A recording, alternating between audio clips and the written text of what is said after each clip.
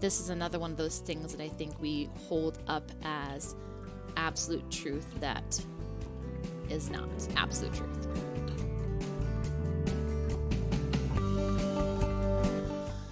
Inside, we are all berating ourselves and talking smack about ourselves. We say the most terrible things to ourselves all the time, off and on. Our inner critic is a harsh master of lies. We have this rhetoric inside that we aren't good enough.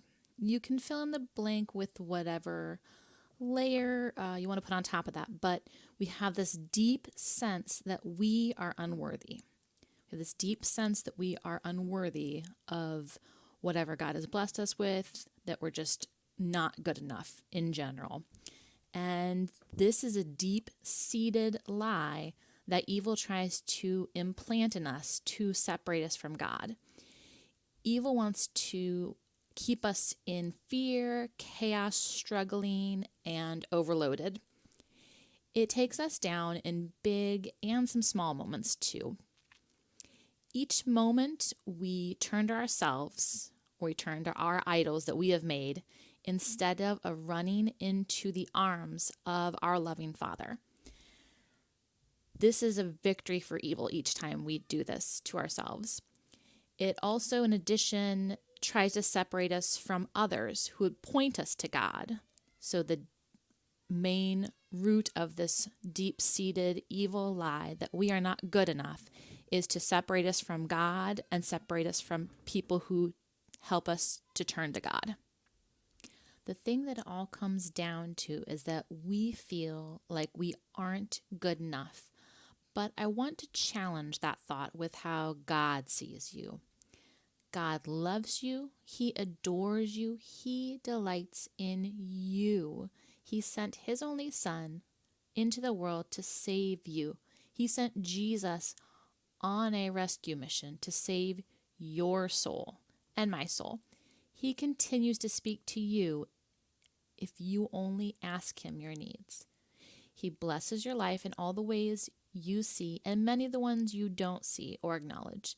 He has done everything he has done since the beginning of time for you, for all of us.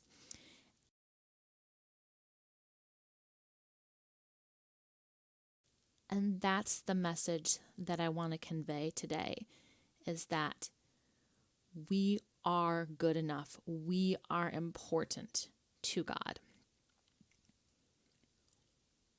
One way specifically that I see in this garbage dump, we'll just call it a garbage dump. This garbage dump called not good enough is the good mom syndrome. We internalize different things from different places, either in our own brokenness or from the media, because we have all of this comparison in this crazy, crazy day of modern motherhood. So there's different places, and some of it's just straight up lies that are whispered to us and capitalizes upon our already feeling not good enough. All of us internalize all these different things that mean that about what it means to be a good mom. We have all these things just kind of floating around in our head, and when we are triggered, we just bring these up. Our brain just brings these up and just chronicles it as evidence over and over and over again. Today, I specifically want us to write down all the things that we think of, all the things we think a good mom does. Okay, a good mom does fill in the blank. A good mom, no matter how ridiculous you actually find it, if it's swimming in your brain is looking for evidence of it. So whatever it is, don't judge it, just whatever thought comes to your mind or whatever you can get out, no one is going to see this, okay? No one is going to see this. It's not homework. You're not going to talk about it with your friends unless you really want to, obviously, and you have a lot of trust with them. But I want you to take out every single thing that your brain thinks a good mom does, quote, unquote, good mom, unquote, does. And I want you to take it out of your brain and examine it in the light of God's truth. I want you to take it out of the darkness where it is rotting your brain and making you feel terrible things about yourself. It's making your inner critic tell you terrible things about yourself as if that is your identity. But your identity is not a bad mom, or it's not these lies that you're thinking. Your identity is in Christ. So what does a good, or quote, good mom, end quote, do? So take all these things out, write them down, and then say, is that true?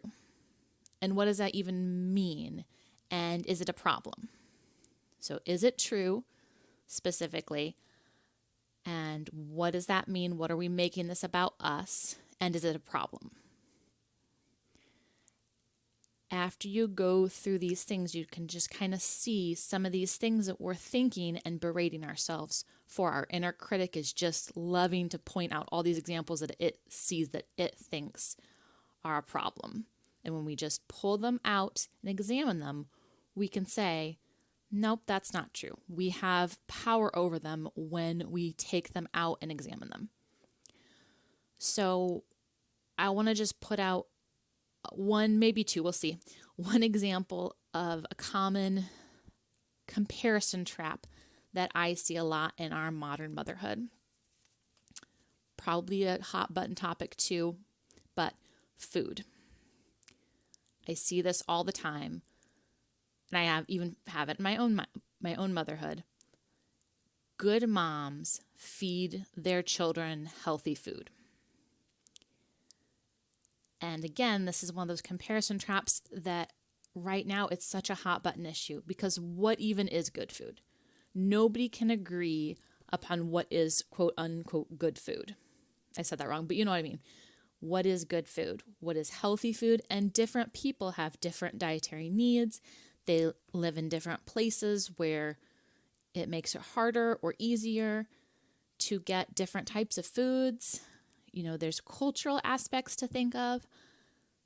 Good food, none of us can agree on what good food even is. So that's the other thing that's a good example, and this is that true? Good food, there is no one good food. There is no, this is the type of food that children have to eat to stay alive. There's nothing like that. It's not a safety issue. We can't even agree on what good food even means. So why are we beating ourselves up about it? Why are we letting that steal our peace if it's not even a real thing, if it's not even a real issue? Now, it's different for different people for different dietary regions. Like I said, maybe your child does have some sort of dietary issue and you do have to feed them special food. That's a completely separate thing, and that's acknowledgeable.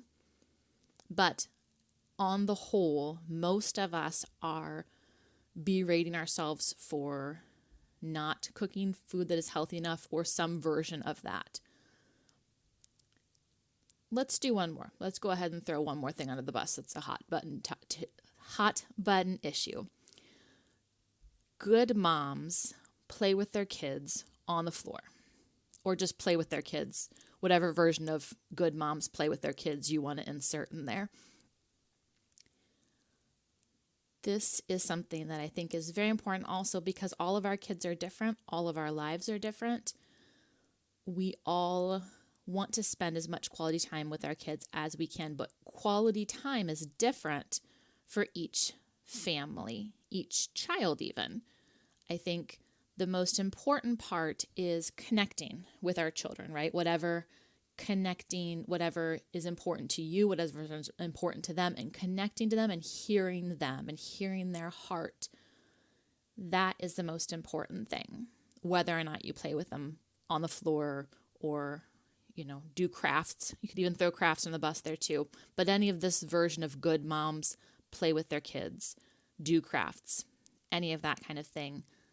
This is another one of those things that I think we hold up as absolute truth that is not absolute truth. So as you're hearing these, it probably makes sense, at least to me, that every family is different. Every child is different. So we can't just have these absolutes in our head that good moms do this, good moms do that. Because God gave you the children He gave you for a reason, on purpose. It's not our purpose to know what that is for, but God doesn't make mistakes. God gave you the children that you have for a reason, that He wanted you, He chose you specifically to steward those children. And I think that's something that's so important to remember and can be so hard when we're either triggered or we have these lies running around our head that we are not good enough, we are not worthy. All of these things, when we take a step back and calm ourselves down, we can hold on to these promises of God. Next, I want to love you so much when I say that all those things I talked about, that good moms, the good mom-isms, don't matter in God's economy. Over and over in the Bible, He asks us to bring our children to Him. He asks us to love them. What this crazy modern motherhood, when all of that's said and done, all that it really boils down to in the end is safety and salvation. I'll say it again. Safety and salvation are really all that matters to God. So if you are losing your peace and screaming at your children or hiding out or checking out on them and instead constantly touching or staring into your phone, what does that do to them? What does that do to our children when we aren't being with them? If you have no peace of God or no love of God, you have nothing. And when you're not showing God to your children, you have nothing. And I think that, my dear friends, is a much bigger deal. In my humble opinion, feeding your kid whatever you consider to be, quote, bad food, end quote, and spending time checked into their hearts and loving them and taking care of their needs, whatever that looks like, and leading them to God, that is much better than putting God at arm's length, not connecting to Him, not being checked into God and not being checked into your children, not bringing yourself to God and bringing them to God as well. When you're not doing that, not having a personal relationship with God, but instead making an idol out of whatever food goes into their bodies, that's a problem. I feel that that's a problem. And we all do this. I'm not just, it sounds like I'm criticizing you all. I'm not, because we all do this. We're all sinners. We all need Jesus. But our children's souls and our souls are so much more important to God. So much more important. And obviously, yes, I'm very much picking on food here. But we make idols out of everything. We are fallen, sinful people. We make idols out of everything. It could be housework. It could be decorating. It could be screen time. Ooh, that's a really hot button issue, screen time. We make idols out of anything that steals our peace in either the short term or in the long term. And those choices and us making idols out of things that are not God and showing our children that model, modeling that for them, that this is more important than God, that affects our kids. That affects our kids so much more, I feel, than making less desirable choices with these other things that are important. Yes, they are important, but they're not more important than God.